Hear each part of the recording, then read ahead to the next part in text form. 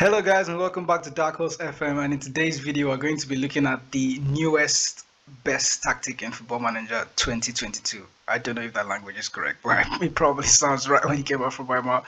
This is the next best tactic in Football Manager 2022 so far. It currently ranks above the Unbeatable Tactic 442 that you remember from the previous video. So this is the next one created by StephenHK, and we're going to test this tactic out in FM22 so far. It's been ranked as the best tactic in the game.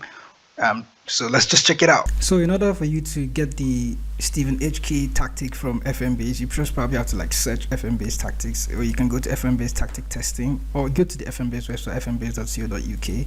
You can see the address in this window. It's probably this nice looking yellow and black setup you can see here on my screen. So you just go to the tactic test. You're looking for an FM22 tactics, by the way, so already in the FM22 tactic, and then you can see StephenHK's 4123 version 4, the Shaolin version 4.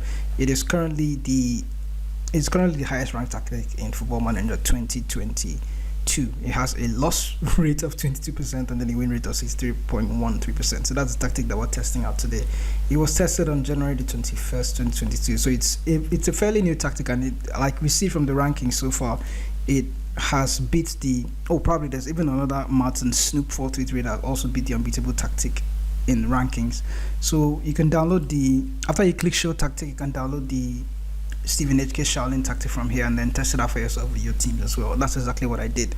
So you can click the download button from here, or I'm going to also attach the link to the description so you can see how to download the tactic for yourself. So for this test, we're going to be using some unique teams that I've selected so far, and currently, well, there are quite a number of teams. I had in mind to use Schalke 04 at first, but then I realized I wanted to add more teams, and so we're going to be testing with Schalke 04 Feyenoord. Feyenoord is in the Netherlands, by the way, the Eredivisie League. Schalke 04 is in Germany, second division, 2 Bundesliga. So they were relegated. They're top team that are relegated from the Bundesliga. The third team is Sturm Graz from Austria. Hull City, you probably have an idea. They're in English Championship.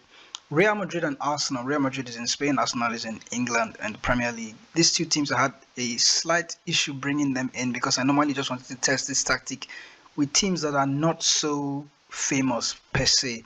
But using it with Arsenal and Real Madrid, those are two top teams that I want to see how they do. Well, Arsenal, obviously, they're not as big as Real Madrid. Real Madrid is an elite body that we're going to use and test this tactic out with. And then their neighbors, Valencia, as well, in Spain. They're also going to be the ones also testing the tactic for the Spanish guys. And then another Austrian team as well, Austria, FK Austria, Wien. Is it Wien or Vienne?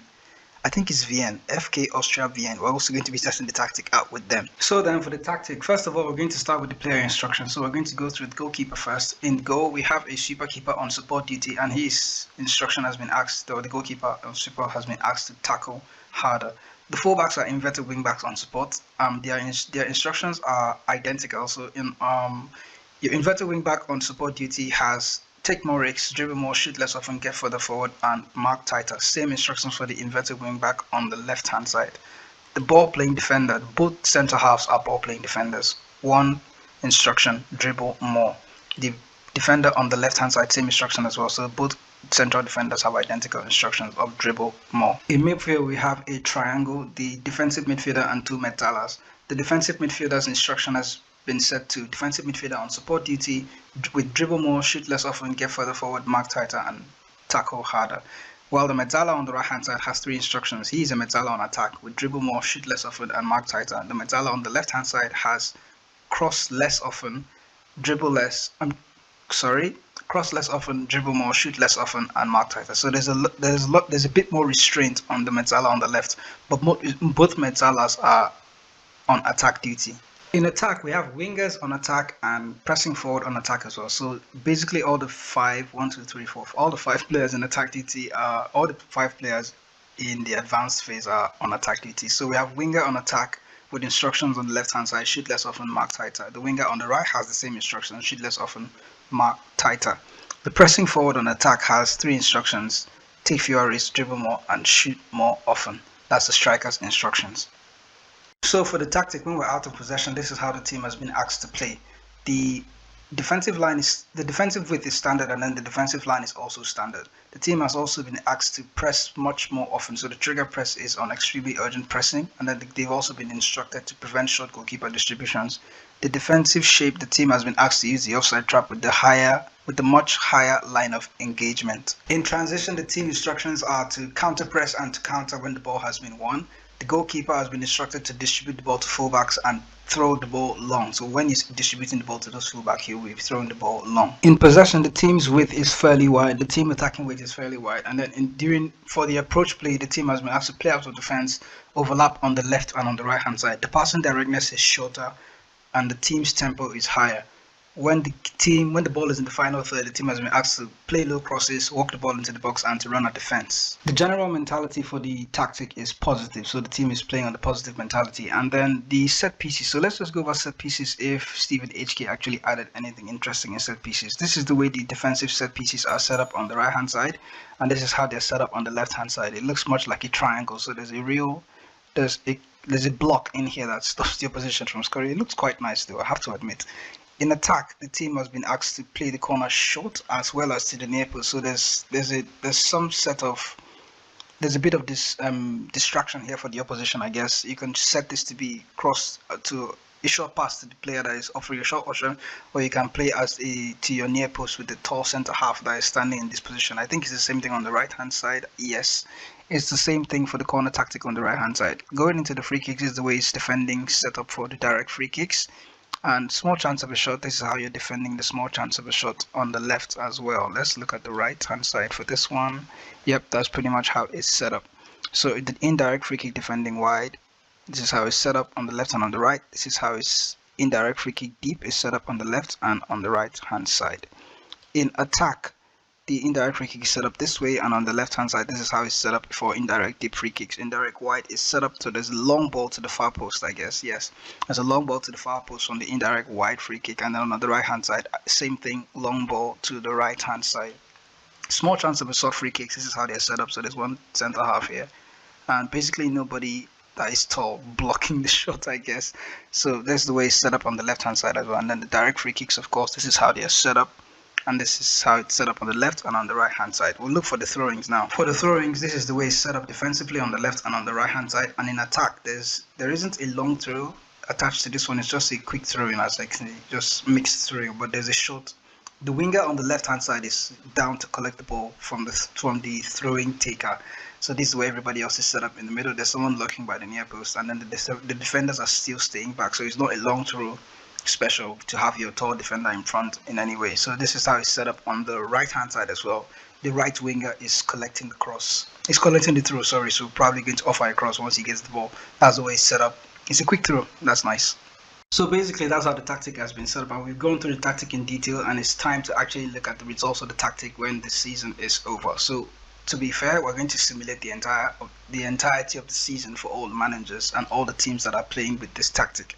So there will be no signings. The assistant managers will stay the same. The staff is going to stay the same. The backroom staff is going to stay the same. I'm not making any twists to the tactics. I'm literally on the 12th of July 2021, so no transfers or movements. Everything is going to be taken care of by the assistant manager himself, and then we're going to run the save and be back on the end of the season and see how well the tactic turned out for all these teams. So guys, I wanted to peek and see just how the teams are doing. We'll still come back at the end of the season. Currently we are here in mid-season, and this is the 13th of January 2022, and we're looking at the Austria Vienna save, the FK Austria Vienna save, and currently we can see that, well, they haven't spent any money either.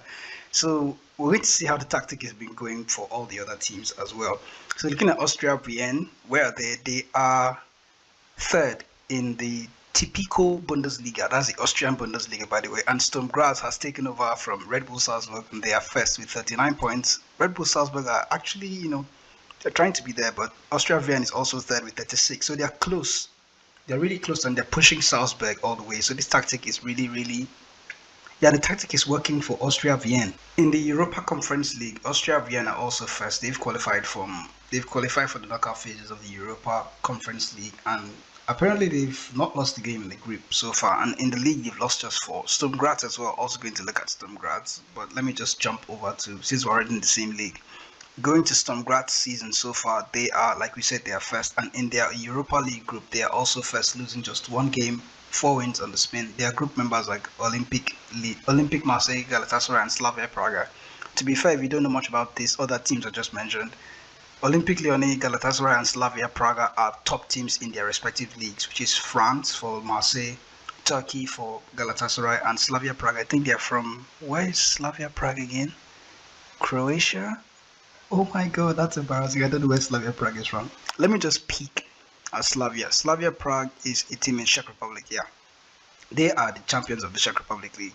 So moving on to the next team that we have on our list then. We've gone through the two Austrian teams. Then in Valencia, let's see where Valencia. What? Let's see how Valencia are doing. Valencia and Real Madrid are second and first in the Spanish La Liga. That's how good this tactic is working. And let me just peek at where the league actually predicted Valencia to finish. Valencia were predicted to finish 7th in the league. And currently they are running away with the second place alongside Real Madrid as well. So first and second, Real Madrid and Valencia. And I kid you not, Valencia has scored more goals than Real Madrid.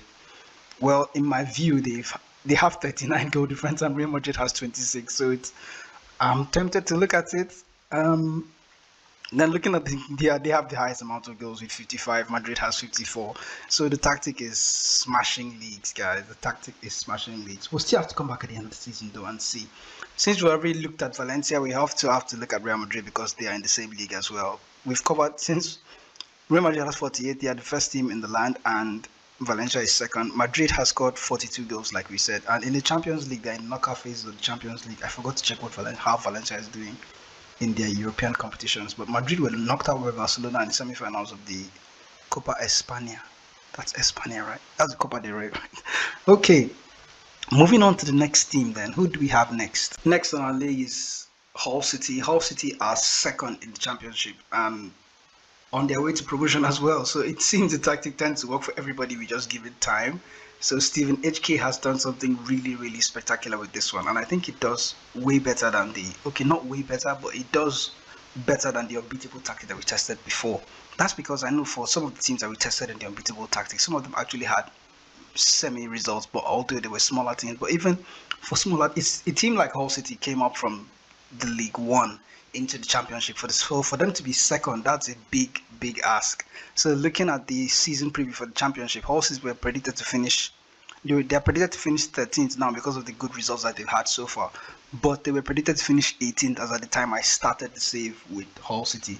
So the tactic has really taken them up a notch, and then they've gone so far. They are all the way at second, but that's just in January. We're still going to come back at the end of the season and see how well they do. The other English team on the list is Arsenal. So looking at Arsenal right now, Arsenal are third. They are in the top 4. Well, to be fair, in real life they are in the top 4 as well. But how far are they from the top?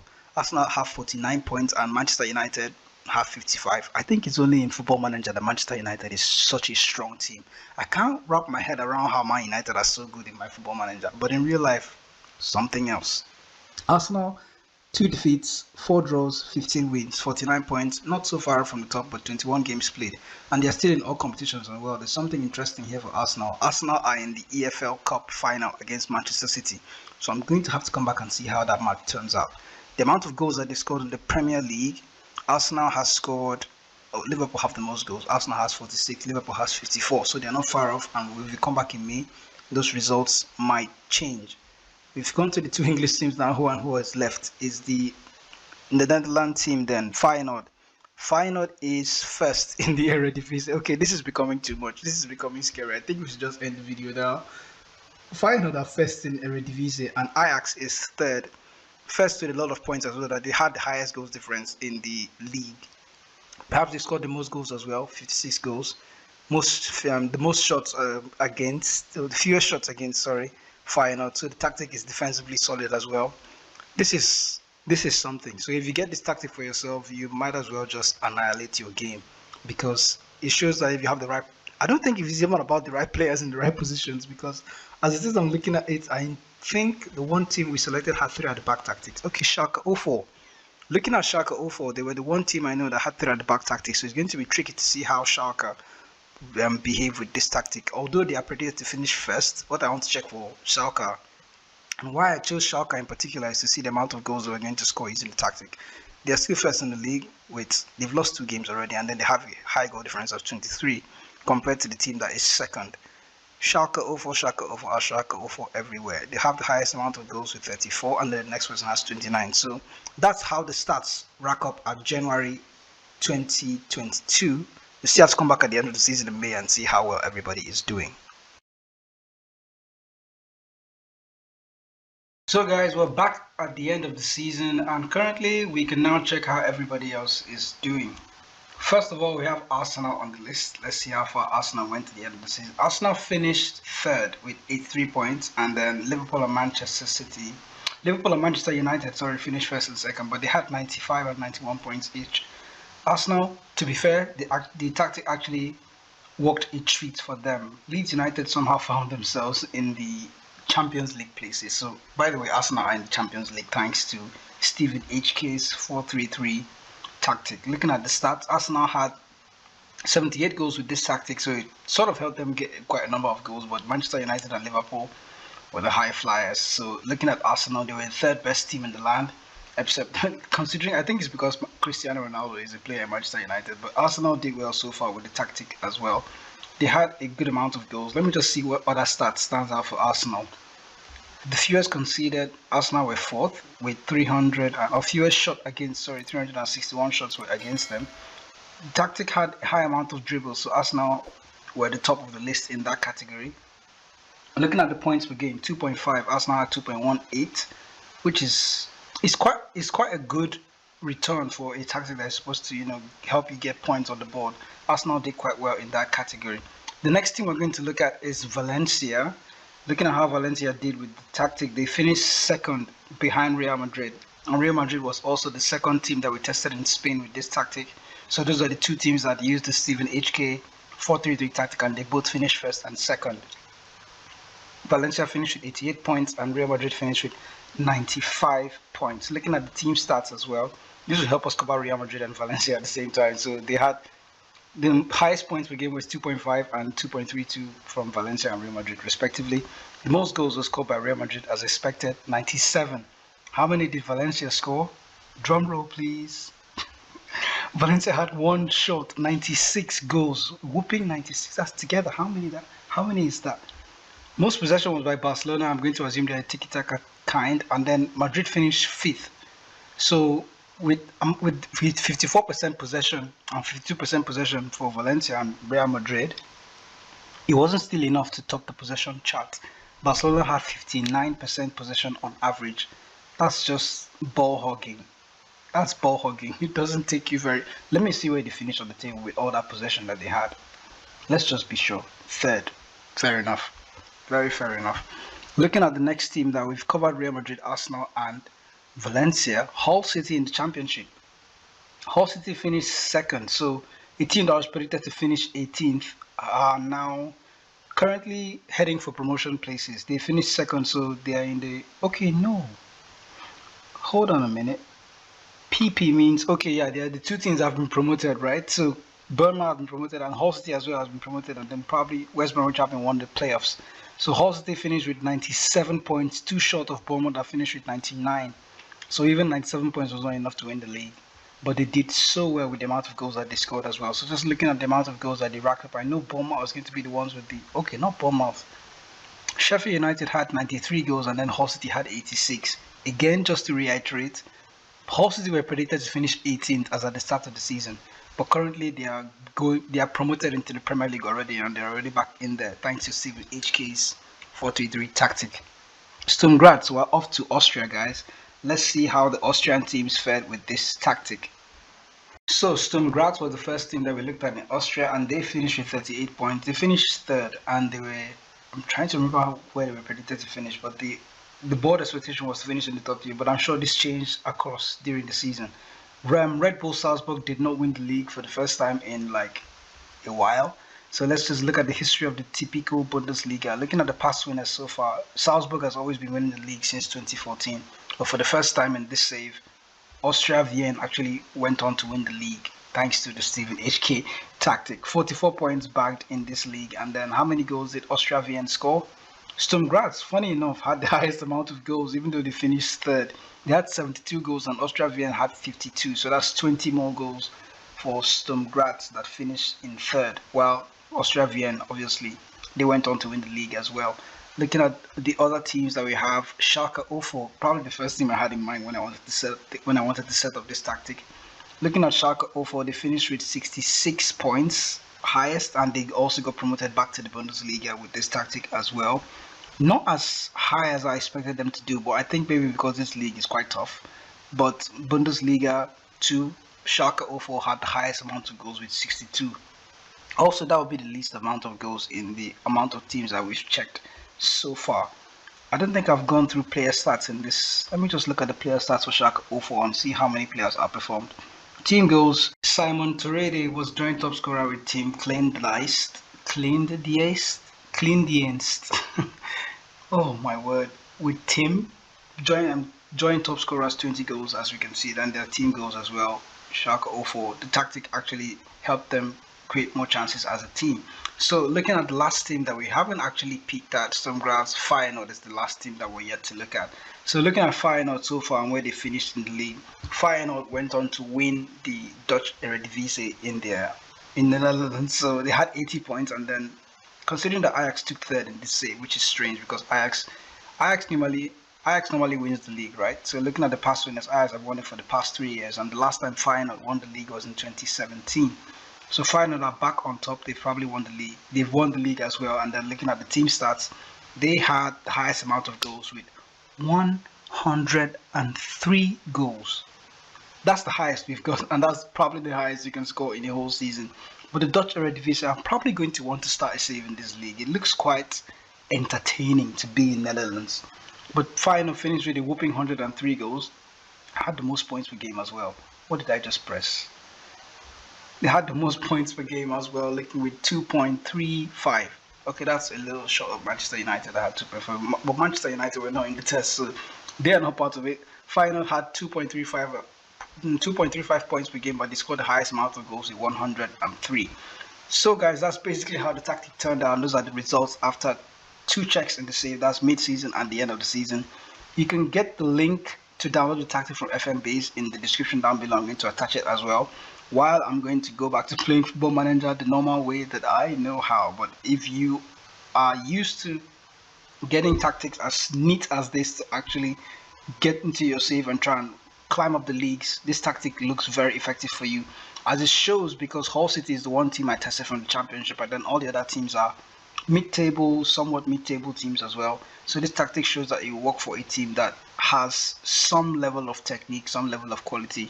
It will work for you, and even in the lower leagues it will also work as well. So thanks guys for watching. Thanks for sticking out for this video. Remember to subscribe to the channel, and also to leave a like on this video if you actually like it. Let me know any other tactics that you've tested in Football Manager that the results are quite glaring. I'd love to check them out and try them in a particular save and see how it works out. I'll catch you guys in the next video.